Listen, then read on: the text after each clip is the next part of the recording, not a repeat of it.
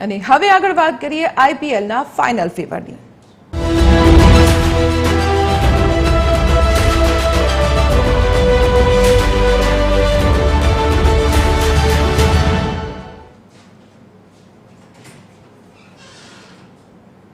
અમદાવાદના નરેન્દ્ર મોદી સ્ટેડિયમમાં આજે ગુજરાત અને આરસીબી વચ્ચે આઈપીએલ 2026નો ફાઇનલ મુકાબલો રમાવાનો છે અને આ મહામેચમાં મોટી સંખ્યામાં પ્રેક્ષકો અને અનેક વીવીઆઈપી મહાનુભાવો હાજર રહેવાના હોવાથી સુરક્ષા વ્યવસ્થા સજ્જ કરવામાં આવી છે।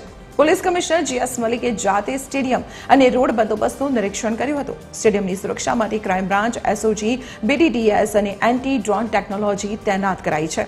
ફાઇનલ મેચ માટે 3 આઈજીપી, 11 ડીસીપી અને 21 એસીપી સહિત કુલ 3000થી વધુ પોલીસ કર્મચારીઓનું ચુસ્ત બંદોબસ્ત ગોઠવી દેવાયો છે।